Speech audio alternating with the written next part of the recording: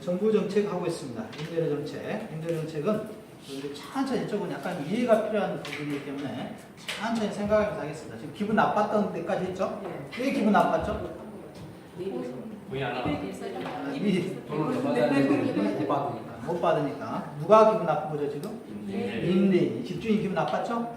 집주인 입장에서는 이제 어떻게 하면 되겠습니까? 세입자를 쫓아내야 되겠죠? 쫓아내야 되겠습니다. 쫓아내야 되겠죠? 어떻게 쫓아내는가 보겠습니다. 자, 쫓아내야 됩니다. 자, 333쪽에 보시면 임대료 규제로 인하여 임차인의 동그라미 칩니다. 지금 누가 좋아진 거죠? 임차인이 좋아진 거예요. 임차인의 실질소득이 증가했습니다. 그래서 실질소득이 증가했다는 것은 실제 소득은 증가하지 않았는데 예를 들어서 200만 원 내던 것을 얼마 내니까 100만 원을 내니까 100만 원 소득이 생겼다 이거죠. 그걸 우리는 실질소득 증가로 보고 있습니다. 또 소득 재분배, 소득 재분배 등의 효과가 있다. 이 100만 원 정도가 이제 공평하게 나눠진 거죠. 디귿번에 단기적으로 밑줄 칩니다. 단기적으로 기존의 임차인은 혜택을 보게 된다. 밑줄 칩니다. 그래서 지금 단기적으로 지금 누가 입은 거죠? 임차인이 입었습니다. 이제 단기적으로 봐야 되겠죠. 자, 임대료를 시장 가격이야. 시장 가격. 균형점보다 시장 가격을 맞췄을 때 첫 번째 임차인은 우리가 소득 증가 효과가 발생한다. 소득 증가 효과. 그래서 단기적으로 이 사람들은 이기고요. 임대인이 문제가 되겠죠. 임대인은. 자, 이번에 임대료 규제로 인하여 임대인의 임대소득이 감소하므로 그래서 임대인의 밑줄 치고 임대소득이 감소에 밑줄 칩니다. 임대인의 동그라미 임대소득 감소. 임대인은 소득이 감소하겠죠. 소득이 감소함으로 임대주택에 대한 투자 기피 현상을 초래한다는 뜻입니다. 200만 원 벌던 시장에서 이제 100만 원 버니까 여러분이 한번 투자하겠습니까? 투자 안 한다 이거죠. 그래서 투자를 하지 않으니까 투자를 하지 않으면 공급은 어떻게 될까요? 감소하겠죠.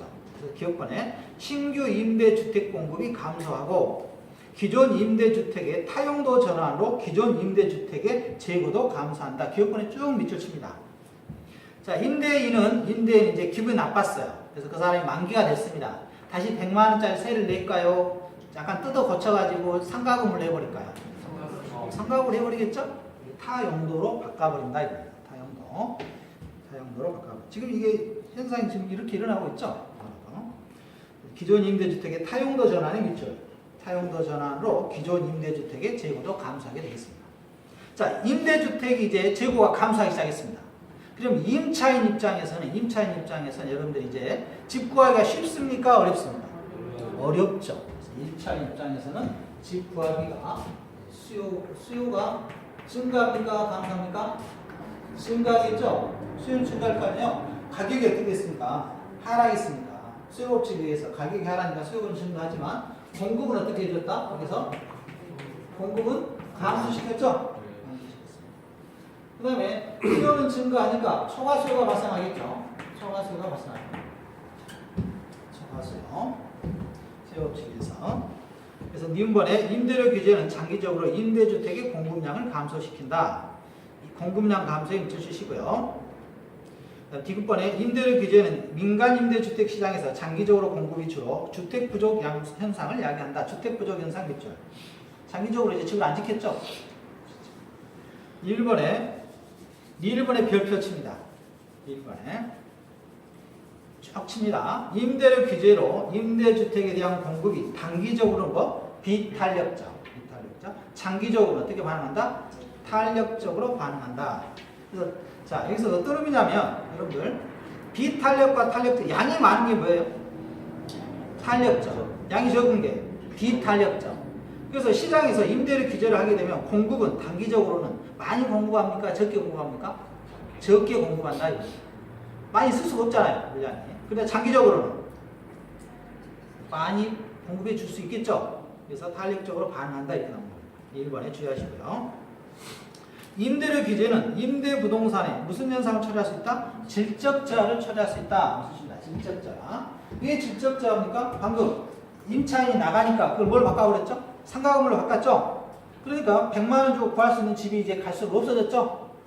그래서 우리가 비질적자를 처리할 수 있고요. 3번에 임대료 규제는 임대주택에 대한 초과 수요를 발생시키며 밑줄 칩니다. 초과 수요를 발생시키며 단기에 비해 장기의 초과 수요의 크기는 더 커집니다. 단기보다는 장기가 더 커지는데 이 수요를 충족시켜 줄 수 있을까요? 시장에서? 없죠. 공급을 어떻게 하니까? 그렇죠. 감소시켰잖아요. 감소. 그래서 기업권에 밑줄 쭉 칩니다. 별표 치고요. 임대료 규제는 기존 임차인들의 이주 기피 현상을 처리하여 주거 이동을 어떻게 한다? 저하시킨다. 동그라미 칩니다. 주거 이동을 어떻게 한다? 저하시킨다. 이사 갈 집이 있어요, 없어요? 없어. 지금 살고 있는 집이 어때? 그래도 나아. 그러니까 이사 갈 집이 없다 이겁니다. 100만 원 주고 이사 구할 수가 있다, 없다? 없다. 그러니까 이사 가고 싶어도 어떤다? 그냥 눌러 산다 이거예요. 주거 이동을 어떻게 한다? 주거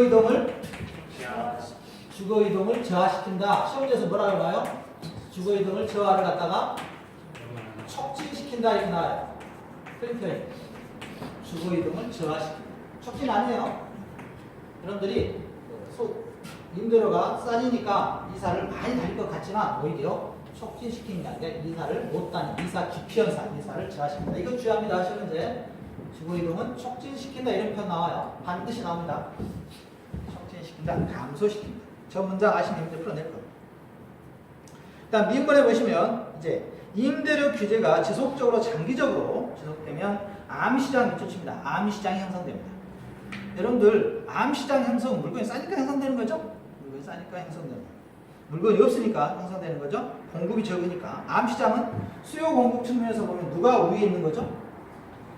그죠? 공급이 위에 있는 거죠? 수요보다는 공급 쪽이 위에 있어요. 그러니까 암시장이 형성되는 거죠. 암시장 형성되는 거 대표적인 예 하나 들어보면 여러분 느낌 팍 올 겁니다. 마약. 마약은 대표적으로 어디에서 거래되죠? 암시장. 수요 공급 중에서 누가 위에 있어요? 공급자가 위에 있잖아요. 그래서 암시장이 형성됩니다. 그래서 음성적 거래가 발생할 수 있고요. 자, 정부에서는 규제를 100만 이상 못 받도록 했어요. 100만 이상 못 받도록 했는데 수요자는 공급자를 찾아가 지인을 찾아가서 내가 100만 원을 더 주겠다 이런 말을 하겠죠. 그래서 음성적으로 거래하고 어떻게 해요? 이중 가격이 형성됩니다. 이중 가격. 그럼 됐습니다. 이중 가격 디귿번에 있네요. 디귿번에 임대료 규제는 임대료에 대한 이중 가격을 동그라미 칩니다. 이중 가격. 그래서 임대료 문제가 발생했네요. 주거 이동을 저하시키고 이중 가격을 만들어내기도 하고 음성적 거래가 되기도 하고 가장 대표적인 시험 문제는 이겁니다. 답을 바꿔놓을 수가 없어요. 답을 바꿔놓을 수 없으니까 임차인의 주거 이동은 촉진되는 게 아니라 촉진된다가 그럴듯한데 다시 한번 정리합니다. 임대료 가격을 시장 균형 가격 이하로 규제를 하게 되면 정부에서 규제를 하게 되면 임차인의 주거 이동은 저하된다. 기억하시기 바랍니다. 촉진되는 게 아니에요. 이 문장만 잡아내면 문제 풀어냅니다. 나머지는 장기적으로 이중 가격이 형성되고 음성적 거래가 되고 이런 것들은 생각해 보시면 알 겁니다. 시장보다 싸니까. 다음 4번에 보시면 장기적으로는 주택난이 오히려 심화되어 저소득층 임차인들의 주거 환경이 악화될 수 있다. 장기적인 동그라미 칩니다. 장기적으로 물량 공급하지 않기 때문에 집 구할 수도 없고 있는 집을 더 누가 수선도 안 해주겠죠. 임대인 수선해 주겠습니까? 100만 원인데 200만 원이면 수선해 주고 어떻게 하겠지만 100만 원인데 알아서 살아라 하겠죠. 그래서 주택난이 심화되고 주거 환경도 나빠진다. 이것만 동그라미 치고 별표 칩니다. 332페이지에 반가로 2번 별표 치고요. 나머지는 안 해도 돼요. 반가로 3번 안 해도 됩니다. 정부가 규제하는 임대료가 상한이 시장 균형 임대료가 높을 경우 높게 하겠습니까? 바보가? 시장 가격이 200만 원인데 정부가 갑자기 300만 원 상한가 올린대요. 시장에서 반응할까요? 안 할까요? 안 하죠. 지금 시장 균형점이 200만 원인데 300만 원 올려봤자 의미가 없습니다. 그래서 1번에 규제 임대료가 시장의 균형 임대료를 회귀하므로 임대료 규제는 균형 임대료와 임대주택 공급량에 아무런 영향을 미치지 않는다. 미치십니다. 아무런 영향을 미치지 않는다. 미친 짓거리 했다. 그래서 미치지 않는다가 나오는 거예요. 뭐라 나온다고요? 미친 짓거리 했다. 그래서 미치지 않는다 나온다. 어떻게 하니까? 높게. 몇 개 있을 때는 시험에 안 나올 겁니다. 그다음 2번에 임대료 규제는 임대부동산의 직접자를 가져오지 않으며 기존 세입자들의 이동도 저하시키지 않는다. 임대료 규제와 주택난이고요. 자, 단기적 효과입니다. 단기적. 자, 단계는 공급은 고정되어 있죠. 고정되어 있으니까 탄력적이겠어요? 비탄력적이겠어요? 그렇죠. 비탄력적이겠죠? 장기적으로 탄력적이 되겠죠. 그래서 비탄력적이겠다. 자, 1번에 기업권에 단계는 임대주택의 공급량이 고정되어 있으므로 임대주택의 공급은 완전 비탄력적이다. 완전 비탄력적인 뜻입니다. 완전 비탄력적이니까 임대주택 공급 곡선은 무슨 선이 된다? 수직선. 그래서 완전 비직이라고 외웠나요? 우리가? 완전 비직? 완전 비직 이렇게 외웠어요.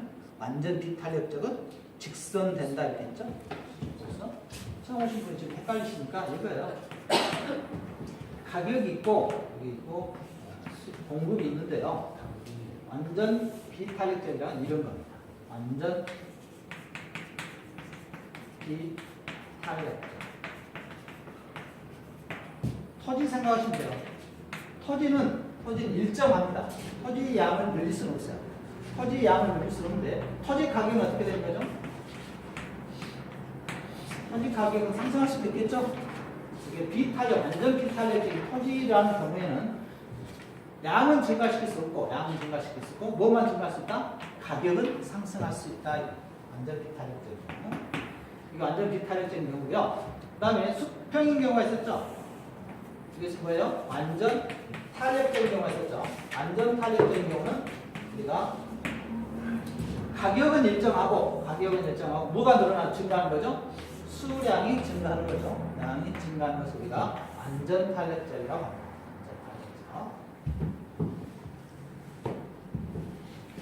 공급은 수직선이 된다. 자, 아무튼 다시 한번 정리합니다. 완전 비탄력적이다. 이런 표현이 나오면 무슨 선? 직선. 완전 비직. 이렇게 보시죠. 완전은 수평. 완전 탄력적. 완탄 수평. 이렇게 왔나요? 우리가? 완탄 수평. 싫어요? 비극. 네? 비극. 네? 탄환 비극. 하나비. 이런 탄환 비극은 기울기. 탄력적인 것은 기울기가 완만하고. 비탄력적인 기울기가 급하다 이렇게 있잖아요. 기울기를 의미하고요. 기울기를 우리가 의미할 때 탄력적인 것은 완만하다. 비탄력적인 것은 급격하다. 급경사를 이룬다. 시험 문제는 둘이 바꿔놓으니까 해봤던 거고요. 네? 급하면 비탄력적. 그렇죠. 급하면 비탄력적. 단기가 비탄력적. 그래서 단기는 비탄력적이에요. 단기는 비탄력적이고 장기는 탄력적이에요. 단기는 탄력적. 탄력적이라는 것은 양을 그렇지 많이. 단기를 만들어낼 수 없잖아요. 그래서 장기를 만들어내니까 단기에는 탄력적으로 반응한다. 단기에는 당장 만들어낼 수 없으니까 기울기가 급하고 비탄력적이다. 이런 표현 쓰고요. 니은번 단기에는 임대료가 변하더라도 임대주택에 대한 수요량이 크게 변하지 않으므로 임대주택의 수요는 비탄력적이다.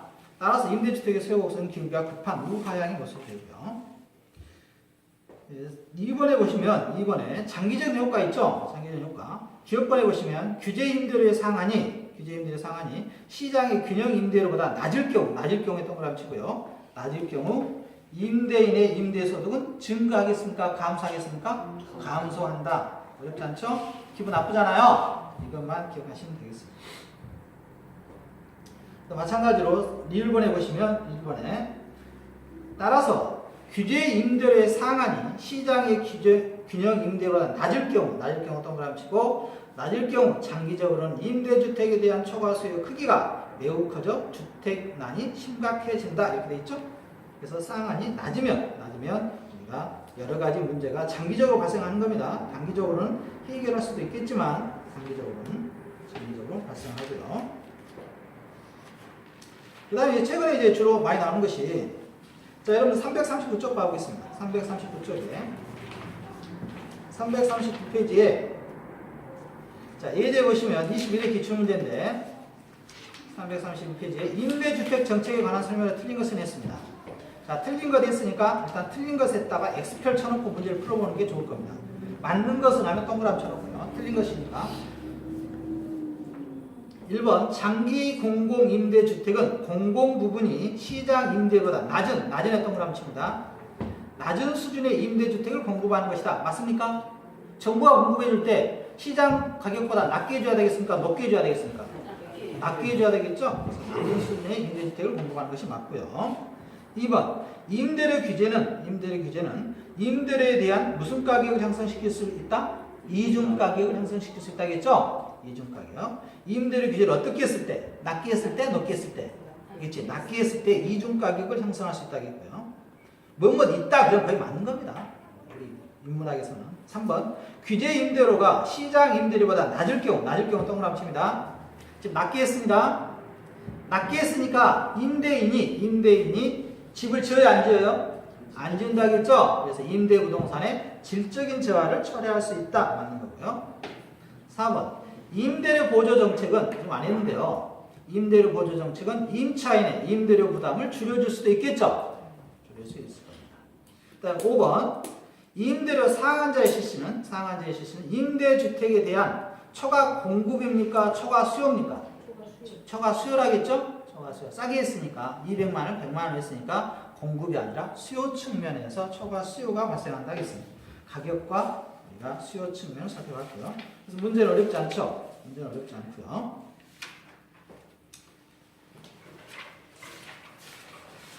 그래서 아무튼 이런 문제는 지금 계속해서 나오는 것 같아요. 계속해서. 아마 올해는 아무튼 이쪽이 나올 걸 예상합니다. 작년에 저세정책이 나왔거든요. 25위에서. 저세정책도 낮게 해야지 효과가 있겠습니까? 높게 해야 효과가 있겠습니까? 낮게 해야 되겠죠? 저세를 부담을 낮게나 높게 했을 때 어떤 게 있느냐는 건데 작년에 어렵지 않았는데요. 올해는 아무튼간 이쪽에서 임대료 규제 정책과 분양가 상한제 둘 중에 하나 개념은 같아요. 개념 같으니까 하나 하시면 될 거고요. 그 다음 360쪽을 보니까 작년에 간단하게 하나 나왔었네요. 360페이지 보면 25회 문제니까요. 이 정도 수준, 실제 기출문제입니다. 여러분들 이 정도 수준으로 나와요. 실제로. 360쪽에 보니까 정부가 부동산 시장에 개입할 수 있는 근거가 아닌 것은 했네요. 개입할 수 있는 거. 토지 자원의 비효율성, 부동산 투기, 저소득층의 주거 문제, 난개발에 의한 기반시설 부족 등은 부동산 시장에 개입할 수 있는 근거인데 개발 부담금 근거는 우리가 정부가 관여하는 방법이죠. 직접적이냐 간접적이냐. 작년에 했으니까 어렵지 않고요. 작년이 좀 쉽게 나왔네요. 그래서 올해는 아무튼 저세가 작년에 나왔다면 올해는 아무튼 임대료 쪽이 여러분들이 관심 갖기 바랍니다. 그다음 335쪽입니다. 임대료 보조 정책입니다. 임대료 보조 정책. 임대료 보조 정책도 어렵지 않으니까요. 하나 밑줄 치고요. 자, 밑줄 치고 위에 보시면 임대료 보조 정책. 임대료 보조 정책은 저소득층에게 동그라미. 임대료 보조 정책은 저소득층에게 정부가 임대료의 전부 또는 일부를 보조해주는 정책을 말한다. 밑줄 칩니다. 밑줄 치고요.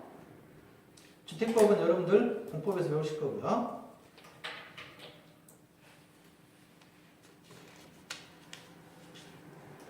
자, 그 다음에 1번에 동그라미 1번에 임대료 보조 정책 네 번째 줄에 있죠. 네 번째 줄에 밑줄만 칩니다.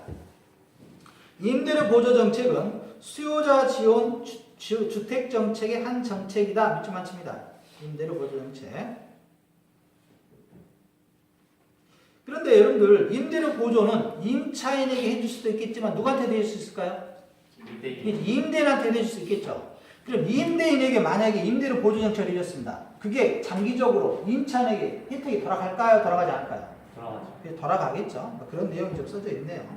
당연히 돌아가겠죠. 200만 원 받던 걸 정부가 100만 원 지원해 준다는데 더 받겠습니까? 임차인에게. 그 다음에 이쪽은 좀 넓은 게 없으니까요. 이걸 주의하십시다. 이거. 동그라미 2번에 자, 일단 노루로만 따라오세요. 일단 체크만 합니다. 동그라미 2번에. 이 문장이 난 조금 헷갈리더라고요. 임대주택의 수요자인 임차인에게 보조금을 지급하는 방식이 자 누구한테 보조금 지급하는 거죠 지금? 임차인. 그래서 임차인에게 밑줄 칩니다. 임차인에게 보조금을 지급하는 방식이 임대인에게 보조금을 지급하는 방식보다 임차인의 주거지 선택의 자유를 보장하는 장점이 있다 밑줄 칩니다. 자, 주거지 보장을 해준 입장에서 누가 대해주자? 임차인. 합니다. 임차인에게 해줬을 때 좀 더 직접적이다 이거죠. 이게 이제 못 믿으니까 나중에 바우처 제도 같은 게 나오는데요. 그래서 밑줄 칩니다. 그래서 임차인에게 보조금을 지급하는 방식이 임대인에게 보조금을 지급하는 방식보다 임차인의 주거지 선택의 폭을 넓게 하는 긍정적인 효과가 있다. 그러나 임대인에게 보조금을 지급하면 주택정책 효과는 커지지만 임차인의 주거지 선택의 폭은 제한되게 된다. 이렇게 되어 있죠. 주거지의 선택의 폭을 넓게 해주려면 임차인에게 보조해준다. 임대인에게 보조해준다. 임차인. 임차인, 여러분들이 임차인이라 생각해보세요. 여러분들 통장에 돈이 들어왔어. 그럼 그 돈 가지고 여러분 쓰시면 되잖아요. 그래서 여러분들 이사 가시든가 아니면 그 주인하고 계속 사이좋게 지내시든가 이렇게 할 수가 있다 이거죠. 그러나 임대인에게 보조해주면 임차인에게 돌아온 게 없죠. 그러니까 다시 세입자는 눈치 볼 수밖에 없겠죠. 336쪽에 보시면 임차인에게 임대료 보조금을 지급할 경우 이렇게 단기와 장기로 있습니다. 임차인. 자, 임차인에게 단기에 임대료 보조해주면 실질소득이 증가하겠죠? 여러분 통장에 100만 원 들어왔어요. 200만 원 주고 사시는데 100만 원이 들어왔습니다. 그러니까 실질소득이 증가했고요. 실질소득이 증가하니까 이제 이사 가볼까? 이런 생각이 들겠죠? 그래서 수요가 증가합니다. 어떤 가격과 수요는 수요법칙에 의해서 오르고 내리고 하는 겁니다. 수요가 증가하니까 임대주택의 수요 곡선은 우상향을 이동하고요. 초과 수요가 발생해서 임료는 상승하게 되겠죠. 초과 이윤이 기존 임대인에게 돌아가겠고요. 장기적으로는 초과 이윤이 없어지겠죠. 경쟁에 의해서. 1번에 임대료 보조는 저소득층의 실질소득을 증가시키는 효과를 초래하므로 임대주택의 수요를 증가시킨다. 밑줄 칩니다. 임대료 보조의 밑줄 저소득층 실질소득 증가 밑줄 수요 증가 밑줄. 임대료 보조로 해당 주거 서비스가 정상제인 한 주거 서비스가 증가한다. 자, 정상제와 열등제가 있었죠? 정상제와 열등제가 있었습니다. 열등제는 임대를 보조해 준다고 해서 소비가 증가할까요? 안 하겠죠. 열등제는 우리가 반지하 한다 생각이 못하겠죠. 반지하. 임대료 보조를 받은 저소득층의 주택 소비가 증가하는 이유는 소득 효과와 대체 효과 때문이다. 대체 효과는 뭐죠? A 아니면 B. A 아니면 B가 무슨 효과? 대체 효과. 대체 효과가 있고 뭐가 있었죠?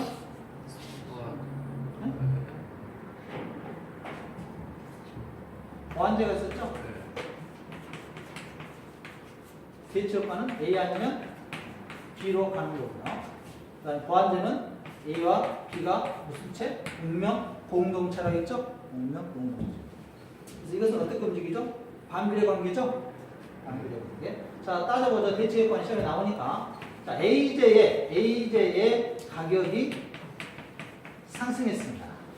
AJ의 가격이 상승하니까 AJ에 대한 수요는 어떻게 될까요? 이제 감소하겠죠. 수요는 감소합니다. 그럼 BJ에 대한 수요는 어떻게 될까요? 수요 증가하겠죠? A는 B니까. 이게 우리가 대체 효과가 있습니다. 그 다음에 보완제는 A의 가격이 상승하면 B의 가격도 상승합니다. 그 다음에 A의 가격이 하락하면 B의 가격도 하락합니다. 구제역 생각을 하겠죠? 그 다음에 또 뭐가 있었죠? 정상제와 열등제가 있었죠? 정상제는 여러분들 A 가격이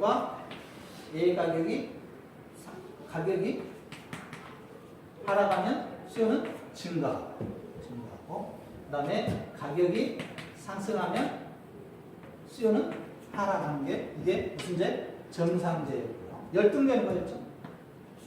A라는 제품 있으면 어떤 거였죠? 가격이 하락했는데도 오히려 수요가 하락해요. 수요가 하락하는 이런 경우가 있죠? 열등제. 그 다음에 가격이 상승하니까 수요도 어떻게 되어버려요? 상승해버려요. 이런 걸로 우리가 열등제. 근데 되게 이런 경우는 없고요. 이게 가격이 하락했을 때 수요도 하락해요. 이게 열등제가 되면 되겠죠.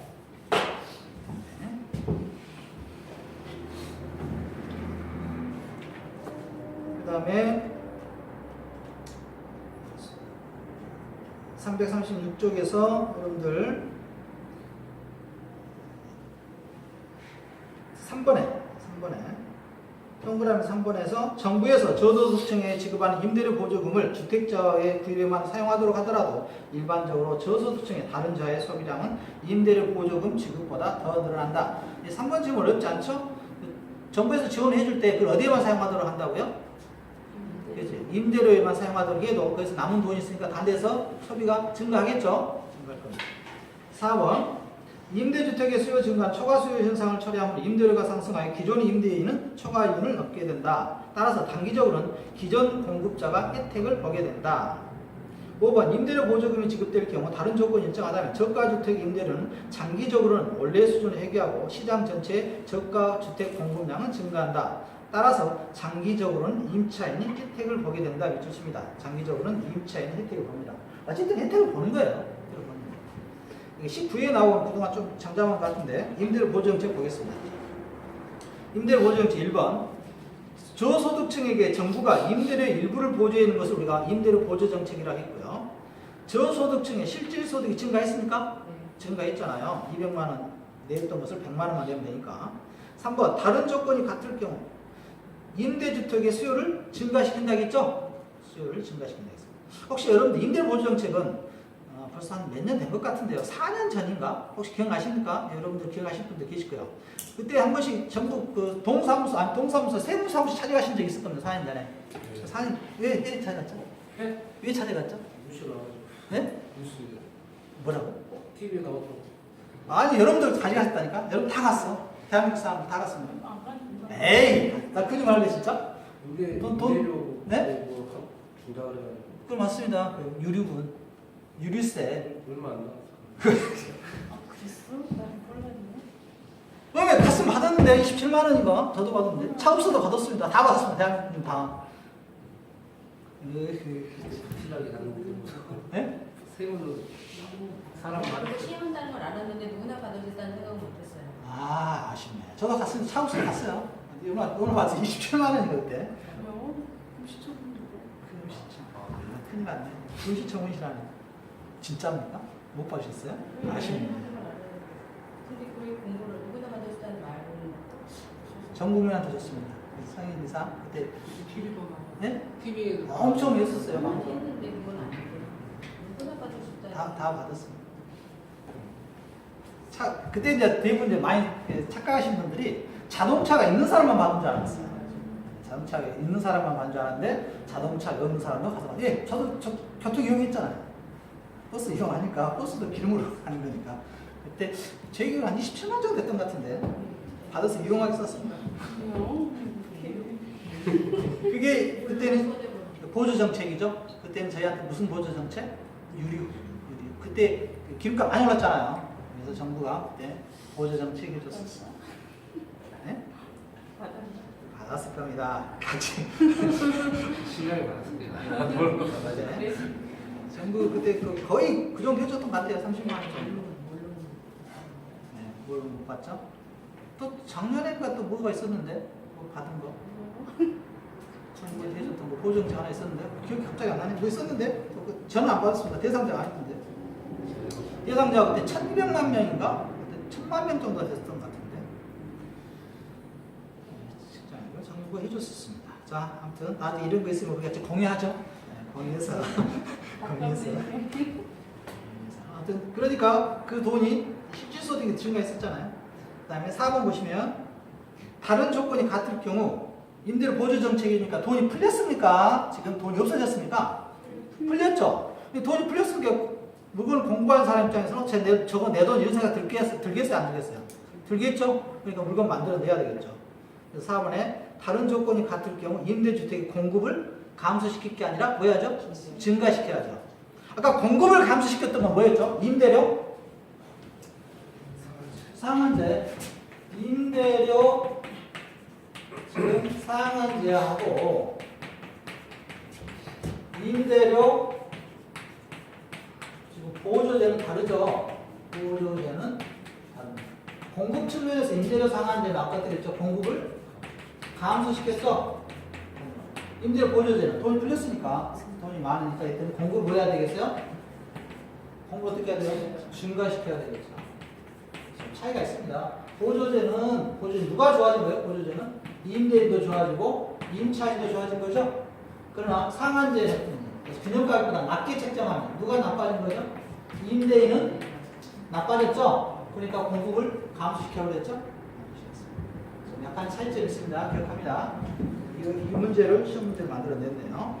다른 조건이 같은 경우 임대주택 공급을 감소시킨다가 아니라 뭐 한다고요? 증가시킨다. 증가. 감소에 동그랗죠. 감소 아니면 증가겠죠. 이런 문제 찾을 때. 그래서 아마 이런 문제 찾을 때는 3번 아니면 4번에 찍어야 됩니다. 그나마. 저소득층의 주택 문제를 해결하기 위한 정부의 시장 개입 정책 중 하나이다. 뭐 이런 의 가지고 틀리긴 잘 안 해요. 개론에서. 의 갖고는 잘 틀리지 안 합니다. 의 갖고는 뭐 정확한 답이 없으니까. 해설 갖고 이건 맞다. 뭐 중 하나이다 맞잖아요. 하나뿐이다 그럼 틀리겠죠. 단정적 표현 나오면 틀리겠지만 여러 개 중에 하나다 그러면 그럴 수도 있겠다 이렇게 생각하시면 되겠죠.